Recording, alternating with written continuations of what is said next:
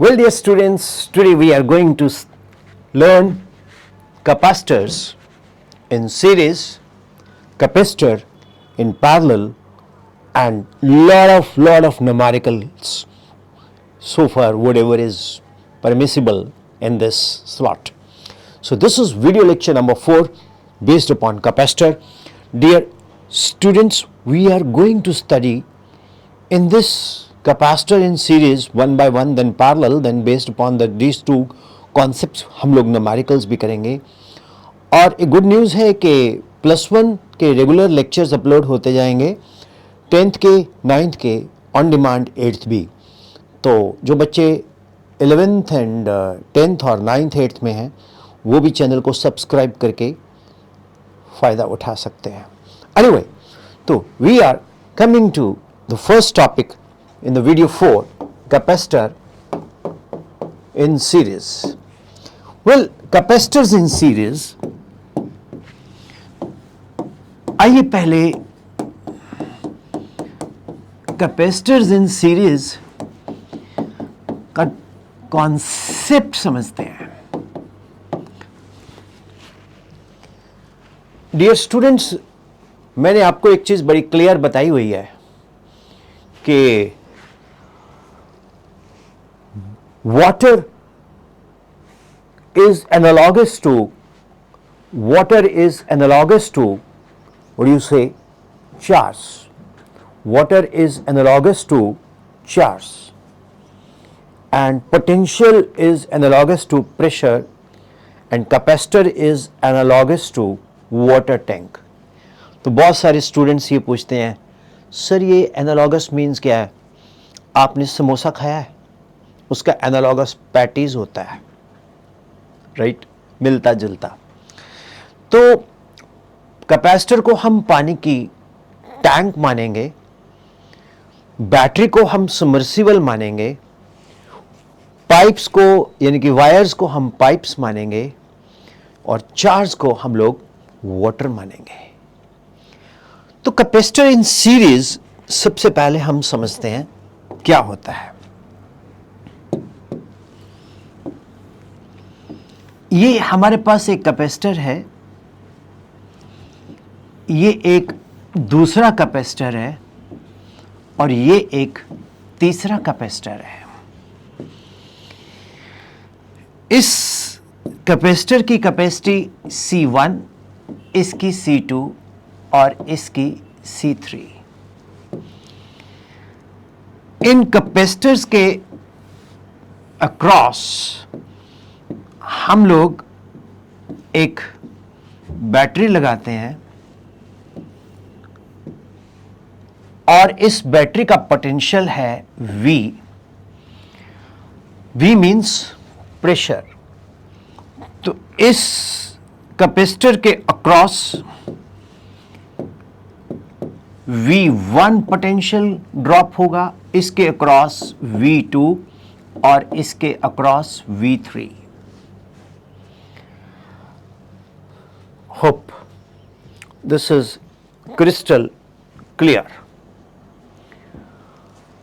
अब यहां से करंट फ्लो करता है बैटरी से.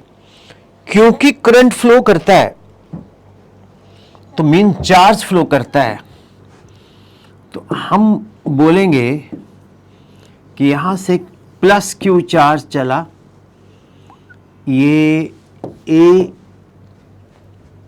बी वाटर टैंक यानी कि कैपेसिटर C1 में प्लस क्यू चार्ज इसको फिल किया, फिर इसमें प्लस क्यू चार्ज इसको फिल किया, फिर इसमें प्लस क्यू चार्ज इसको फिल किया.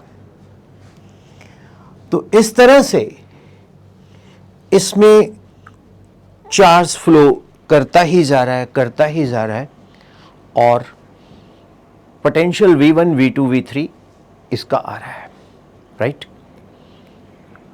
अब डियर स्टूडेंट्स, अगर हम कैपेसिटर्स इन सीरीज की डेफिनेशन बनाएं तो हम ये भी कह सकते हैं, when number of capacitors are connected in series the same amount of charge flow, right.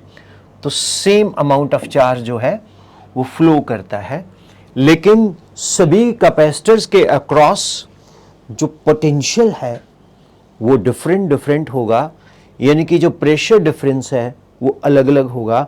अगर आप एक पाइप से 3-4 टैप लगा दोगे और जब आप उसको पंप से ऑपरेट करवाओगे तो पहले वाले पे पानी, दूसरे पे, तीसरे पे अलग अलग प्रेशर से निकलेगा। लेकिन उसके नीचे अगर बकेट रख देंगे जो कि कैपेसिटर है, तो उनकी जितनी बकेट की कैपेसिटी है उसी के प्रोपोर्शनल पानी उसमें भर जाएगा। अगर 100 लीटर की है तो 100, 200 है, 300, 400, लेकिन वाटर जो है तीनों टैप से सेम निकलेगा, है ना। प्रेशर डिफरेंस अलग अलग होगा, ठीक। ये इलेक्ट्रिसिटी में हम इसको एक्सप्लेनेशन के लिए बोल सकते हैं, यानी कि पोटेंशियल अलग अलग होगा, राइट। पानी का tank will be different proportional to the water tank's capacity, there will be a charge. अगर हम लोग इस कैपेसिटर्स को, जो ये ग्रुप ऑफ कैपेसिटर्स मैंने यहाँ आपको दिखाया है, ये जो ग्रुप ऑफ कैपेसिटर्स मैंने यहाँ आपको दिखाया है, अगर मैं इनको एक बॉक्स में, मतलब आई शुड से कि एक बॉक्स में बंद कर दूं और बाहर से हमें नहीं पता लगेगा ये क्या है, तो हम बोल देंगे जी इसमें 3 कैपेसिटर हैं, 4 कैपेसिटर, पता नहीं है, लेकिन हम इसको बोलेंगे CS, capacitor in series combination है इसमें। और बाहर हमने लगा दी है बैटरी, तो अब इसमें जो चार्ज फ्लो कर रहा है वो तो बिल्कुल ये पूरे का पूरा सिस्टम में जो चार्ज Q फ्लो कर रहा है, सेम इसमें भी चार्ज Q ही है। मतलब ये तीनों C1, C2, C3 को हम लोगों ने इसके इक्विवेलेंट बना दिया CS के। सिंपल। स्टूडेंट्स, हमारे पास 3 कैपेसिटर्स हैं, C1, C2, C3। जो C1 है वो कैपेसिटी है पहले की, C2 दूसरा एंड C3 तीसरा, third.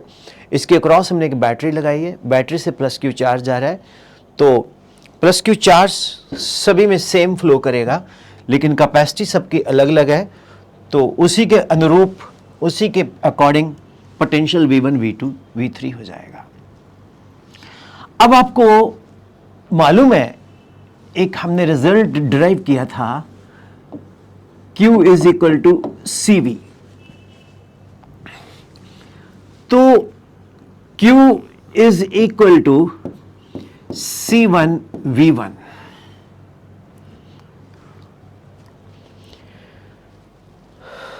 Is it right? So what is V1? This implies V1 is equal to Q upon C1। इसी तरह से V2 is equal to Q upon C2, और इसी तरह से V3 is equal to Q upon C3।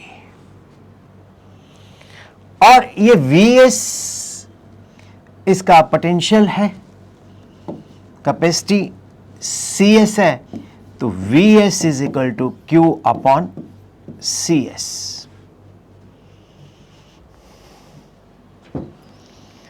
तो Vs किसके equal होगा स्टूडेंट्स? Vs होगा V के, क्योंकि ये पैरेलल हो गए ना, तो ये V है तो ये पैरेलल में पोटेंशियल सेम रहता है। अब स्टूडेंट्स V इक्वल टू, यानी कि Vs is equal to V1 plus V2 plus V3। तो Vs क्या आया? Q upon Cs, V1 is Q upon C1, V2 is equal to Q upon C2, V3 is equal to Q upon C3। तो ये हमारे पास बन के आ गया 1 upon CS, 1 upon C1, 1 upon C2, 1 upon C3। तो students these are the combinations result 1 upon Cs is equal to 1 upon C1 plus 1 upon C2 plus 1 upon C3। अगर बहुत सारे कैपेसिटर्स सीरीज में लगे हों तो वो 1 upon Cs equal to 1 upon C1 plus 1 upon C2 plus 1 upon C3। अब मैं आपको क्विकली इसको रिवाइज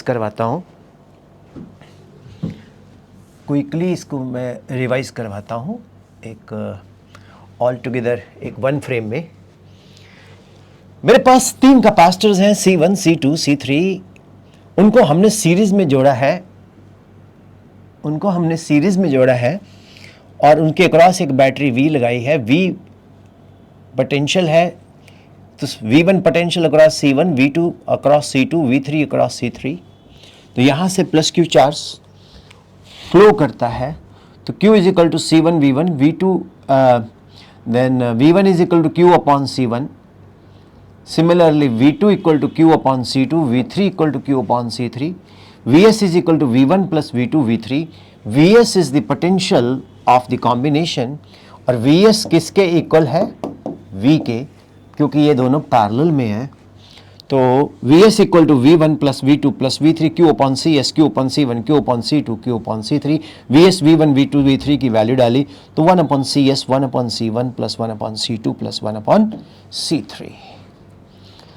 तो ये हमारे पास कैपेसिटर्स इन सीरीज बन के आ गया। उम्मीद करता हूँ ये आपको समझ आया। अब मैं पैरेलल, फिर उसके बाद हम न्यूमेरिकल्स में चलेंगे। Capacitors in parallel, capacitors in parallel। ये कैपेसिटर है C1, एक ये कैपेसिटर है C2,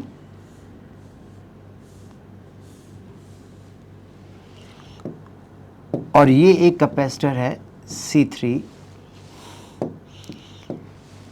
ये C1, ये C2, ये C3।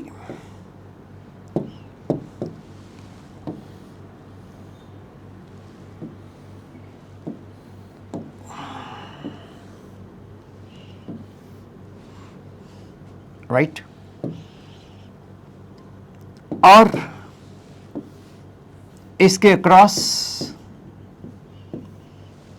हमने एक बैटरी लगाई जिसका पोटेंशियल है V।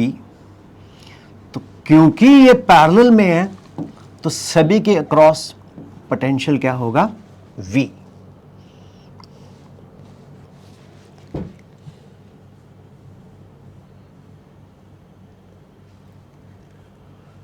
वेल डियर स्टूडेंट्स,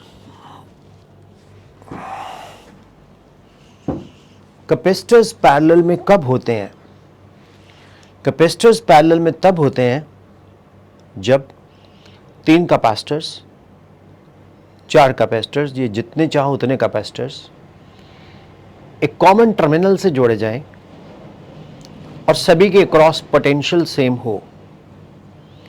मैं स्टूडेंट्स को अक्सर एक पॉइंट बोला करता हूं कि जब आप बात करते हो ना कैपेसिटर की, पोटेंशियल की एंड सो ऑन, तो मेरा ये मानना है, मेरा ये कहना है कि आप ना ये मत सोचा करो कि सिंगल वायर से जोड़े हैं या ऐसे ऐसे जोड़े हैं, मल्टीपल वायर से जोड़े। आप ये देखा करो, अगर तो पोटेंशियल सेम है तो वो कैपेसिटर सब पैरेलल में है।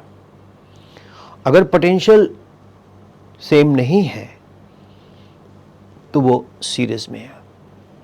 कभी कभी दिखने में लगते सीरीज में होते पैरेलल में है, कभी कभी दिखने में पैरेलल में होते सीरीज में है। ये होगा कैसे क्लियर?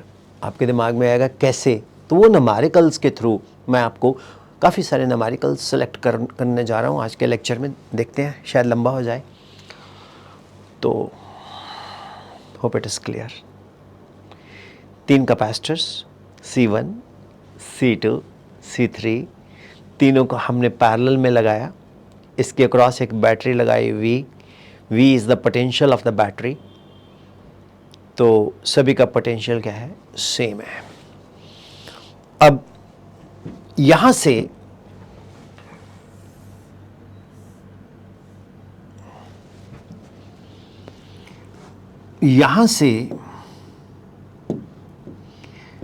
चार्ज निकला प्लस Q, और जैसे ही ये चार्ज यहां आया तो Q1 कैपेसिटर C1 में चला गया, Q2 कैपेसिटर C2 में, Q3 कैपेसिटर C3 में।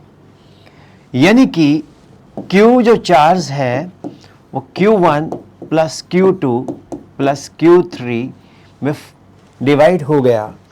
Q कौन है, वाटर।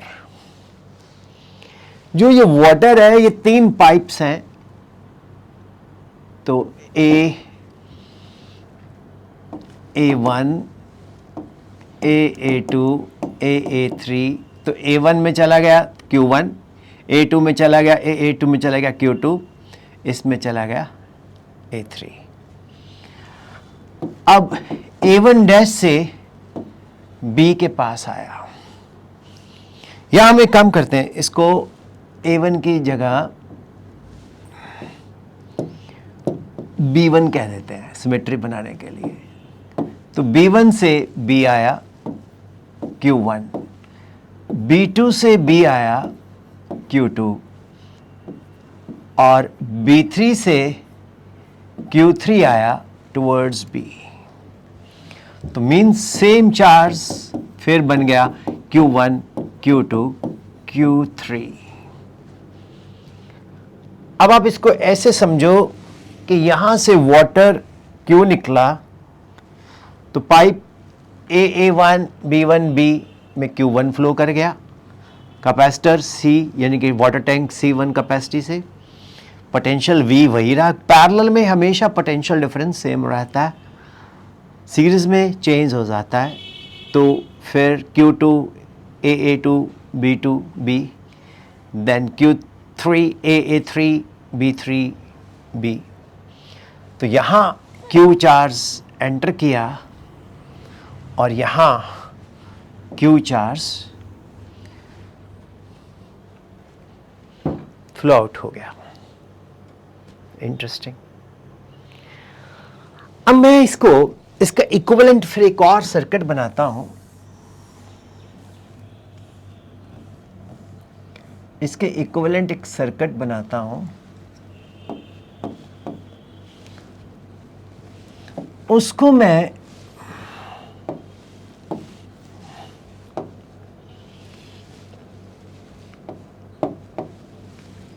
लेता हूं CP, और CP के क्रॉस ये बैटरी लगी, वही V, तो CP का भी बना V। तो इसमें जो चार्ज आया वो आया Q। अब स्टूडेंट्स, वही फेमस प्रॉपर्टी, कौन सी famous property, equation Q is equal to CV।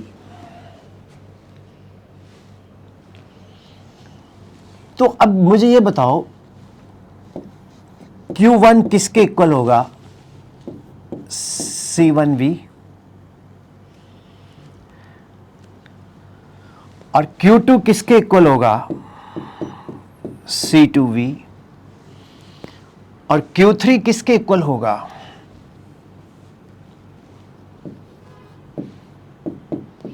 C3V,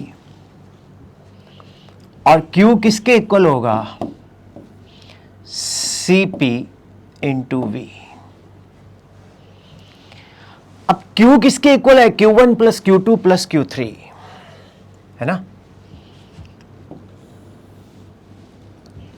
चलो हम अगले पेज पे लिखते हैं। तो Q किसके इक्वल है, Q है Q1,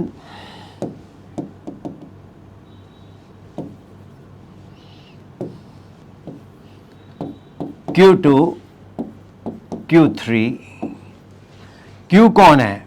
CP into we, Q1 कौन है? C1 इंटू वी, Q2 कौन है? C2 इंटू वी, Q3 कौन है? C3 into V. V gets cancelled. CP is equal to C1 plus C2 plus C3.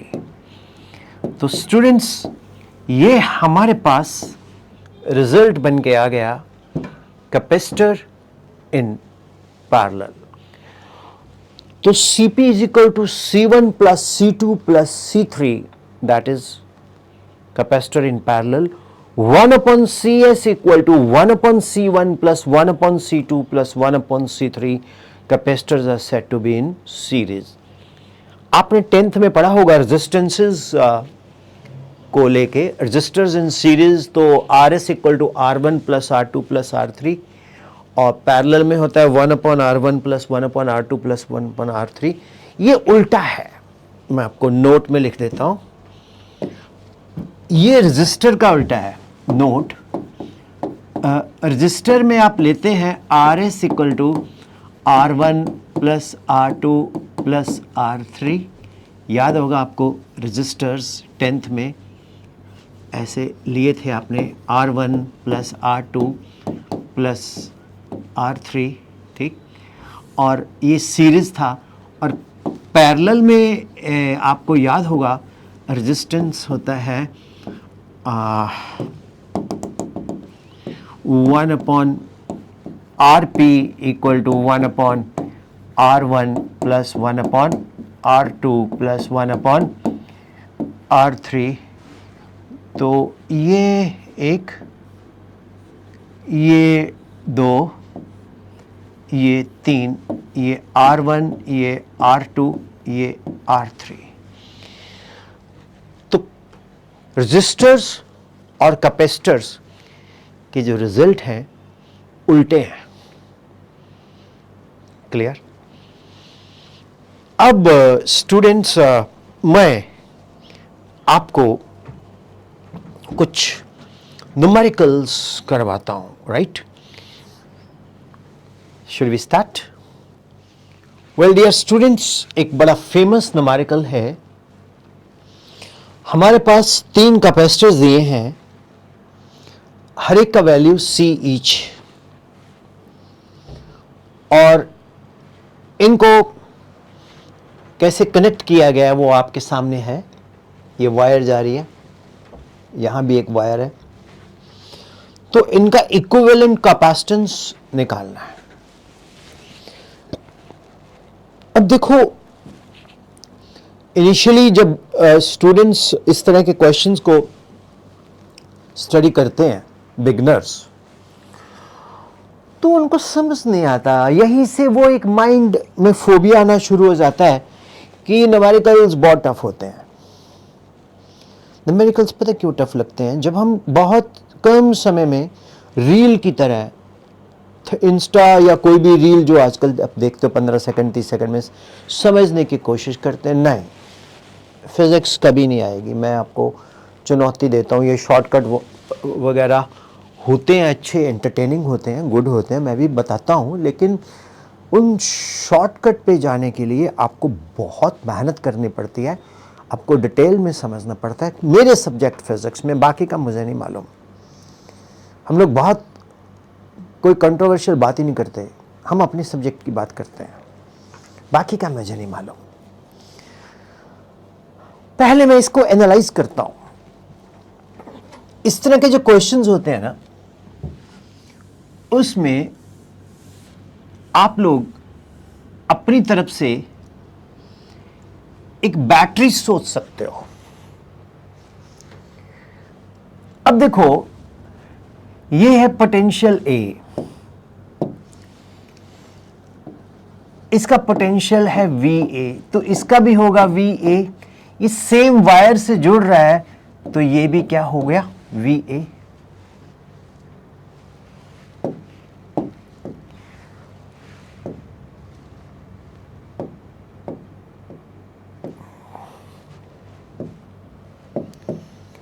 अब इसका पोटेंशियल है VB, सेम वायर VB, तो ये भी VB और ये भी VB, ये सभी VB हो गए।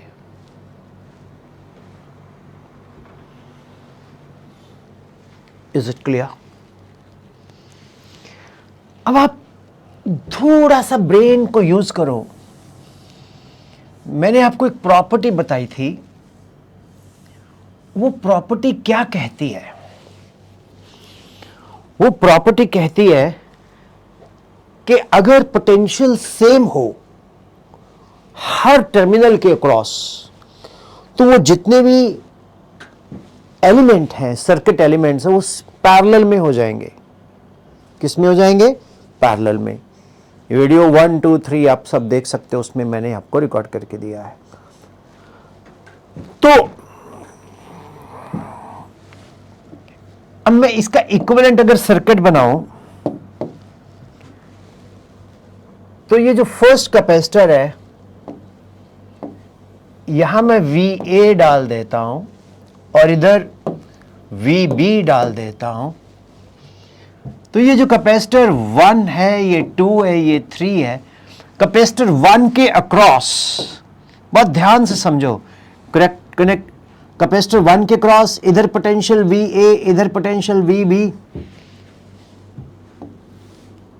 तो इसको अपन यहां लगा सकते हैं। कैपेसिटर 2 के क्रॉस, इधर VB, इधर VA, तो इसको हम कैपेसिटर 2 को यहां लगा सकते हैं। कैपेसिटर 3 जिसकी कैपेसिटी C है, इधर VB, इधर VA, तो इसको हम लोग इधर लगा सकते हैं। तो ये बन गया C, C, C। अब सभी के क्रॉस पोटेंशियल सेम है, दैट इज V। ये एक पोटेंशियल हमने क्रॉस सेम लगाया V। अब तीनों कैपेसिटर्स सीरीज में आए, तो C इक्विवेलेंट क्या हुआ? C plus C plus C, that is 3C। तो आंसर क्या आया? 3C।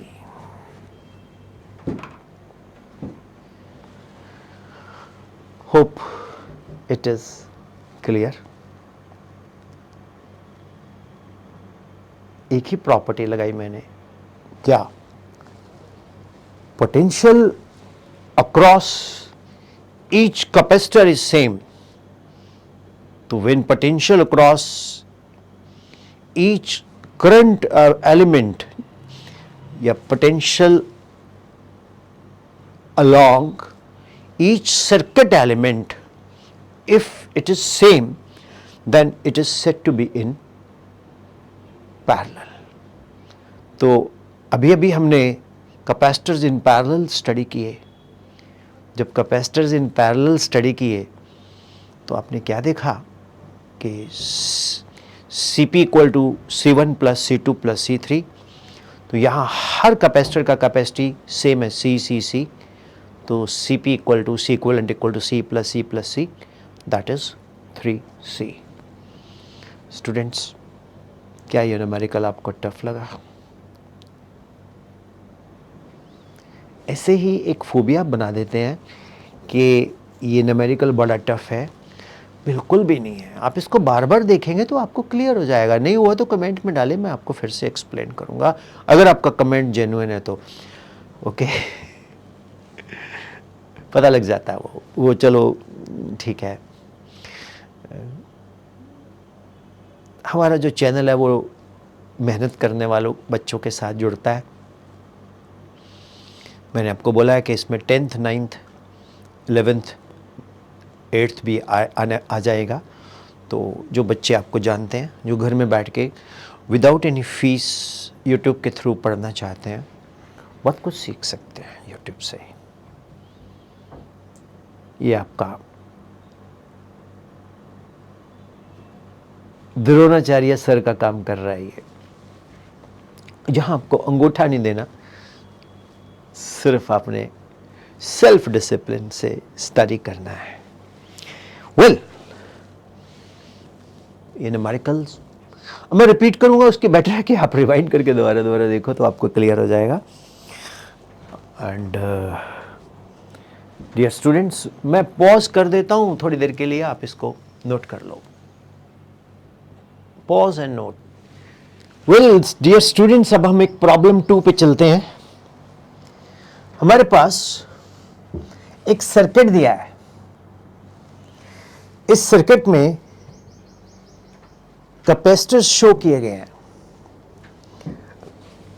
1 माइक्रोफैरड, दूसरी रो में 2 कैपेसिटर्स हैं, 1 माइक्रोफैरड 1 माइक्रोफैरड। थर्ड रो में 3 कैपेसिटर्स हैं, 1 माइक्रोफैरड 1 माइक्रोफैरड 1 माइक्रोफैरड।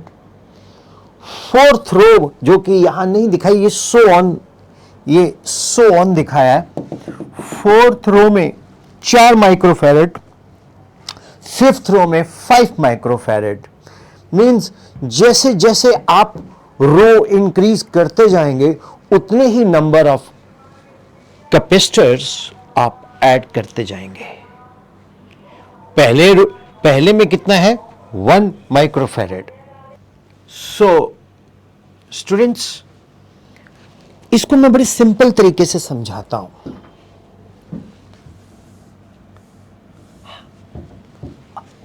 जैसे यहां 1, फिर 2, फिर 3, फिर 4, फिर 5, तो हमें A एंड B के अक्रॉस कैपेसिटी निकालनी है। जब हमें A एंड B के अक्रॉस कैपेसिटी निकालनी है, तो मान लो इनकी इक्विवेलेंट कैपेसिटी है C, तो पहली रो की कैपेसिटी है C1, दूसरे रो की कैपेसिटी है C2, तीसरी रो की कैपेसिटी C3, चौथे की C4 एंड सो ऑन। क्योंकि ये सभी के सभी एक कॉमन टर्मिनल के साथ कनेक्टेड हैं, तो ये पैरेलल में आ गया, इसलिए मैंने पैरेलल का रिजल्ट लगा दिया। अब भैया इसमें C1 कितना है? C1 है 1 माइक्रोफैरड। C2 कितना है? ये 2, देखो दोनों किस में है? सीरीज में, तो 1/1 1/1 दैट इज 1/2, क्योंकि सीरीज में रेसिप्रोकल सम होता है। अब ये तीनों किस में है? 1/3। Is it clear? ये 1 आया, फिर 1/2, फिर 1/, ठीक है। इस तरह से ये हमारे पास कैपेसिटर्स जुड़ते जा रहे हैं, राइट? आपको ये चीज अच्छे से समझ आ रही है ना? तो अब ये एक सीक्वेंस बन गया। अब ये एक सीक्वेंस बन गया। अब आप इस सीक्वेंस को ऐड कर सकते हो, लेकिन अगर मैं इसमें कोई मैथमेटिकल सीक्वेंस बनाना चाहूं तो वो कैसे बनेगा?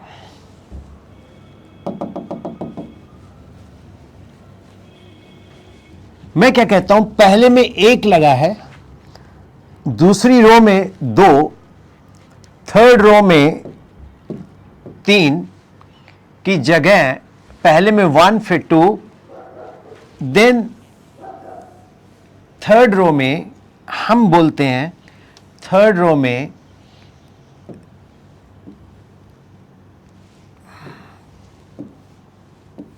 4, मतलब पहले में 1, दूसरे में 2, तीसरे में 4 एंड चौथे में 4 का डबल 8। मींस एक दूसरे का डबल होता जा रहा है। तो C1 1 हुआ, C2 1/1 1/1, C2 कितना हुआ? 1/1 1/1।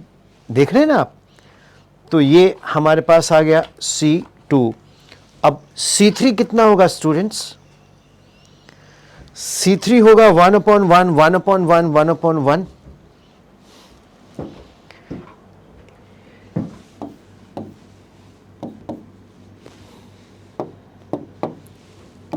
1/1 1/1 1/1 1/1। रेसिप्रोकल होता जाएगा ना? क्योंकि ये सीरीज में है, तो ये कितना बन के आ गया हमारे पास? जस्ट थिंक इट ओवर, ये कितना बन के आ गया हमारे पास? 1/1, 1/1 इंटू 1/1, रेसिप्रोकल करेंगे ना इसका।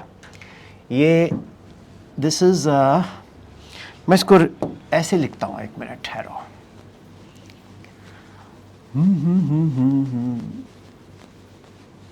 ये दोनों, ये तो आ गया C1 1, ठीक है ना, C1 का आ गया 1। अब C2 क्या है? रेसिप्रोकल आया ना। रेसिप्रोकल किसका? पैरेलल में जो सीरीज में ये रेसिप्रोकल होता है 1/C1 प्लस 1/C2, तो ये बनेगा 1 इंटू 1/1 प्लस 1, और ये बन जाएगा 1 into 1 into 1 into 1/1 plus 1 plus 1, तो ये बन गया 1/2, ये बन गया 1/4, सो ऑन। ध्यान से देखो स्टूडेंट्स, ये इन्फानाइट ज्योमेट्रिक सीरीज है। मैं इसको अलग पेज पे बताता हूं। C equivalent 1, 1/2, 1/4 and so on. ये इन्फानाइट सीरीज है ज्योमेट्रिक। कैसे? इसका फर्स्ट टर्म है 1, रेशियो क्या है? 1/2, रेशियो क्या है? T2/T1, T2/T1, तो रेशियो थ्रू आउट सेम आ गया। तो sum of infinite of GP A/1 minus R, तो A कितना आया? A is 1 minus R is 1/2, तो सम ऑफ इन्फानाइट आया 1/2, तो आंसर क्या आया? 2 माइक्रोफैरेड। तो ये पूरे के पूरे जो क्वेश्चंस का आंसर बन के आता है स्टूडेंट्स, वो आता है हमारे पास, सिंपल इट इज 2 माइक्रोफैरेड। ये बहुत इंपॉर्टेंट क्वेश्चन है बट सिंपल है। एक बार फिर से समझो,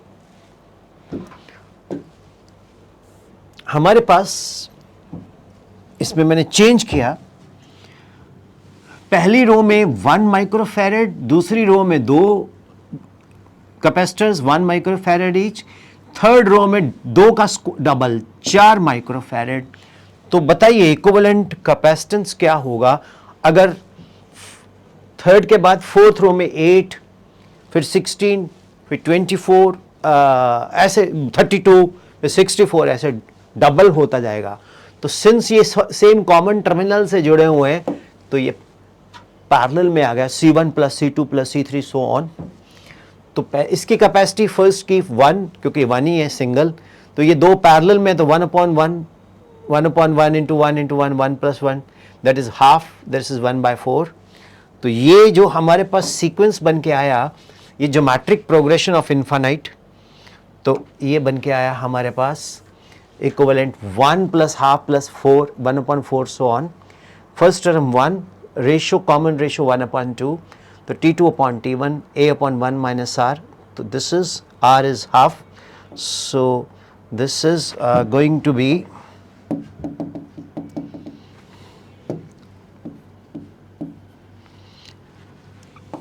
1 minus half, that is 1/1/2।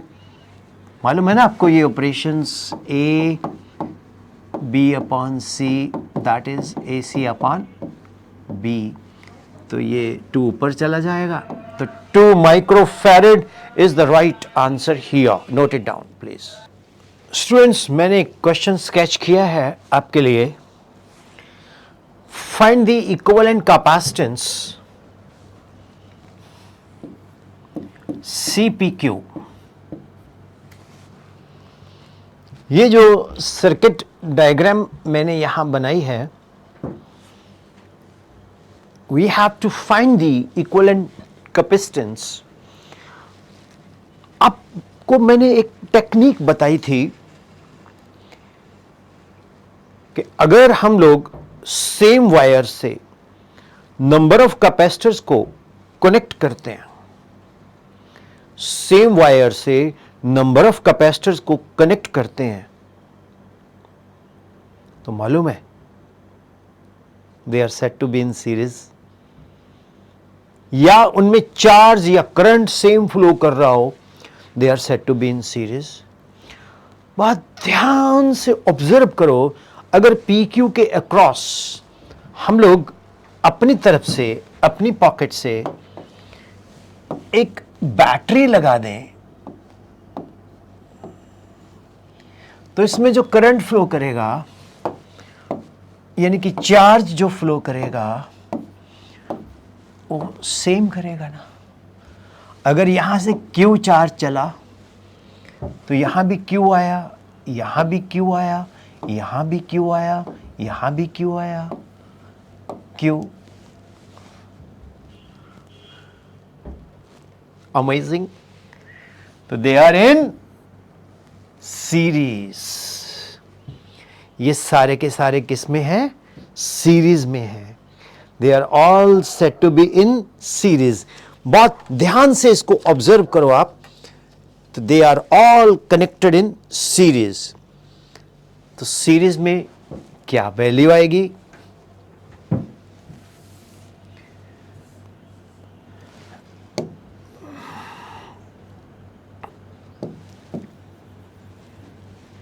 CPQ निकालना हमने, तो 1 upon CPQ equal to 1 upon C, 1 upon C, 1 upon C, 1 upon C।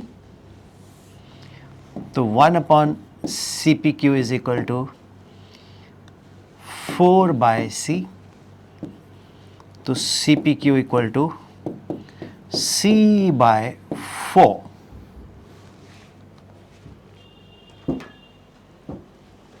है ना? इंटरेस्टिंग प्रॉब्लम, जो कि चुटकियों में सॉल्व होती है। जब आपका कॉन्सेप्ट क्लियर हो तो हर चीज़ चुटकियों में सॉल्व होती है। अगर आपका कॉन्सेप्ट क्लियर नहीं है तो आपको वो दिक्कत देती है। अब मुझे बताओ, ये न्यूमेरिकल कितना इजी है। सेम करंट यानी कि चार्ज फ्लो कर रहा है, तो they will be in series.